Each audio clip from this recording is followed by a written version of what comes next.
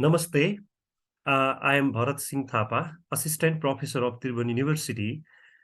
In this Financial Inclusion Week, I would be presenting the climate resilience through the microfinance in Nepal. Do MFIs ready for this? This session consists of the climate change issues in Nepal, microfinance and the climate change, how they are interlinked. Then the main issue, it's the methodologies, findings, and finally the way forward for the better policy, especially dealing with the climate resilience through microfinance. Uh, there are many issues related to the climate change in Nepal. Especially climate change has made a lot of changes which are noticeable in the area of the agriculture, forest, and biodiversity, water resources, and energy, basically through the flooding, landslides, droughts, and the forest fire. There are many rivers in Nepal. They go through the valleys, they overflow there is an overflow in the rivers, more than 6,000 rivers we can see in Nepal. And similarly, landslides are very common, and poorly constructed mountain roads, they are also the responsible behind this. And construction of the hydropower plants in the mountain areas, that also has created a lot of problems, especially in the flooding and the landslides. Similarly, droughts is another impact of the climate change we can see in Nepal, especially affecting the agriculture area of Nepal, agriculture sector of of the country. Similarly, forest fire, they are very common during the winter, and basically the evidence shows that the number of wildfires is increasing in Nepal and affecting the natural vegetations. Now, if we look into the forest fire, it has lost a lot of livestock and deteriorated the sources of the water. And more than 80% of the population, which is exposed to the risk of the climate change in Nepal, according to the Ministry of Home Affairs of Nepal. And we can see some of the features showing the forest fires reported in Nepal in 2021 that led the poor, the air quality and the shutting down schools, colleges, transportation for 4 days. Similarly, there are many cases of the floods in floodings in Nepal. In 2020 itself, this year only, more than 110 people have been died due to the rain-related disaster in Nepal. And in last year, it was 150 people. The flooding and the landslide, they are killing many lives in Nepal. Now, how can we link the climate change with the microfinance? So microfinance, through providing the financial and non-financial services to low-income deprived community, shows its potential to fund the many small actions that the household may take to adapt the climate change. So the microfinance is claimed to create the social capital that the poor cannot build on their own. So which is important for basically for the resource management, resource management institutions that build the climate resilience.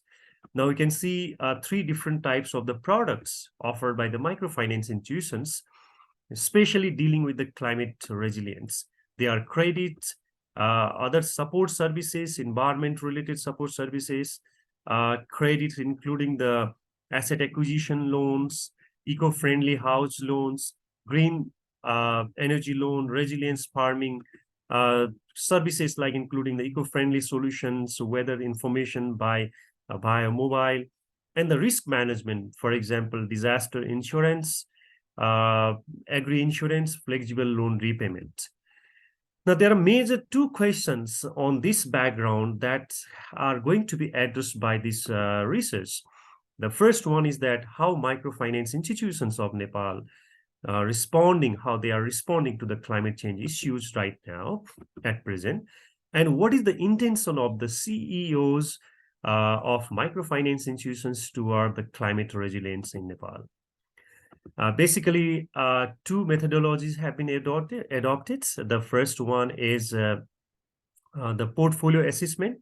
So current portfolio of the microfinance institutions, all microfinance institutions, they were checked whether they have the climate change orientation or climate resilience orientation or not.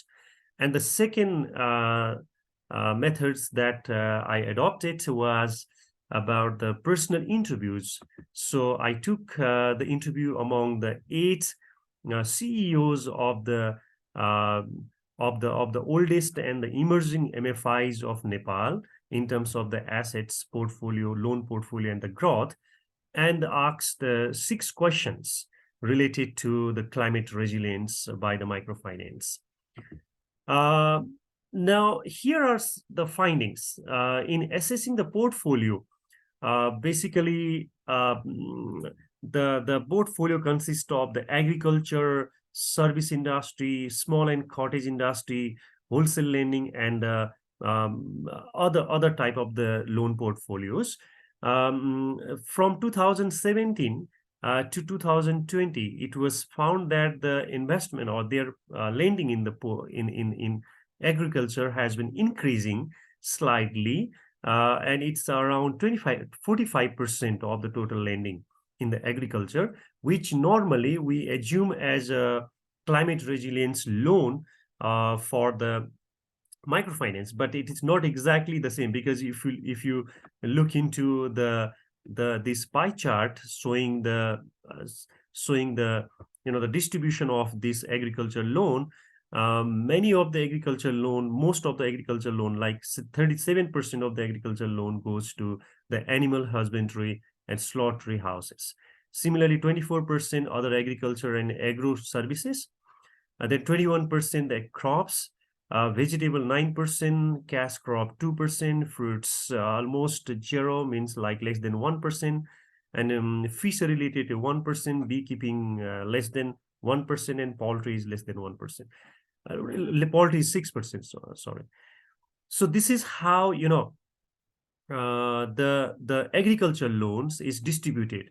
Now, what we can conclude from here is that uh, so far, the climate change adaptation is not a target of the reporting of the microfinance institutions. So we can see very less or minimum, you can say, the investment or minimum lending in the area of the climate change. Now here we can see the climate resilience related products of the MFIs in Nepal. So these 8 MFIs, they are CEOs talking with their CEOs and going through their websites. So what we found is that uh, you know there are 10 different types of the products related to the climate resilience offered by the Nepalese MFIs. So they includes the renewable uh, energy loan, irrigation, water loan, sanitation loan, business rehabilitation loan related to the COVID, disaster loan, credit life insurance, climate smart agriculture, housing loan, foreign employment loan, micro insurance related product. So this is the status of the different 8 microfinance that were selected for this study. So we can see many of these MFIs, they are offering most of these loan products, these financial products. So we can see Jion Vikas Microfinance offer almost all climate resilience products. Similarly, Nirdan, one of the oldest microfinance institution in Nepal, offers 9 out of 10 microfinance climate resilience products. And we can see the least, the number of these financial products offered by the BJ microfinance institutions, offering only 5 out of 10 microfinance climate resilience financial products. So this is the status of the microfinance institutions offering the various types of the climate resilience financial products. Now, what we can see here is that based on the interview as well as the portfolio analysis, the awareness of the climate resilience products has been increased, but the loan portfolio of MFIs is shrinking in the climate resilience. It's almost 0.07% of the total portfolio. The most of the loan portfolio of Nepal's MFIs consist of the agriculture and livestock loan, that is almost 44%, right? Now, let's look into the second part of this research that is based on the interviews. So while taking the interview with the 8 CEOs of the microfinance institutions, these were some of the important findings related to the climate resilience. So one noticeable climate change related MFI initiative in Nepal is financing for the alternative energy, that is solar and the biogas plant in Nepal. So this is one of the most popular as well as the noticeable, you can say, the financial products and achievement of the MFIs in Nepal related to the climate change related products. So many MFIs, they provide the loan for the tube wells that give the clients the access to the fresh water and the water for the irrigations.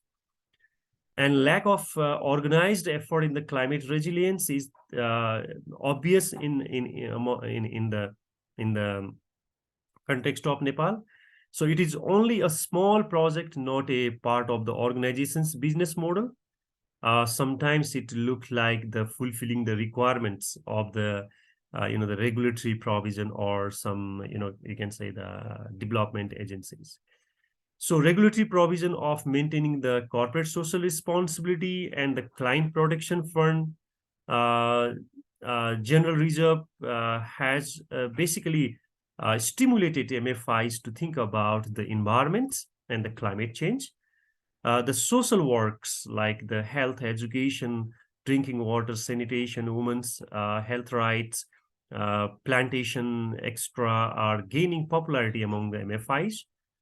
Similarly, MFIs also provide the limited skill building training to the selected clients for the climate-proof agriculture and the capacity development of the clients. Due to excessive focus on the profit maximization, what CEOs they normally believe is that they are not able to innovate and implement the climate resilience products. Similarly, what CEOs they basically viewed is that the existing climate resilience products have very low attraction among the clients. So in some cases, they are misused by the by their clients. Clearly, they are misused by the clients. So major barriers for the effectiveness of these products are, according to the CEOs, the complexity, lack of technical support, and the poor dynamism, and the misuse as well. So talking about the climate resilience, the improvements and the innovations are rarely found in the climate resilience product. We can see only the product innovated by the Nirdan Microfinance, one of the pioneer microfinance in Nepal, related to the climate resilience. For example, it has recently, launched the electric cooking system, so which is working very well in the markets and basically helping for using the alternative energy and reducing the use of the forest in the market.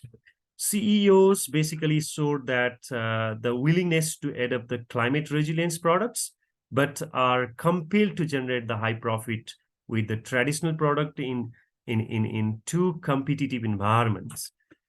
Now, what is the way forward? Now, what we can say is that you can say it is imperative to develop the integrated resilience policy framework. So there must be a consortium between the microfinance institutions, the government, and the donor agency, especially like developing the insurance product with the layers of the risk coverage that would be the activated depending on the extent of a loss as a measure by the index. So the role of MFIs basically in terms of the financing and the local government and the federal government is especially facilitating the activities of the microfinance institutions and the donor agencies, especially for the technical support. So it is imperative to link climate resilience with the performance of the MFIs, which is must so that the microfinance activities can be promoted.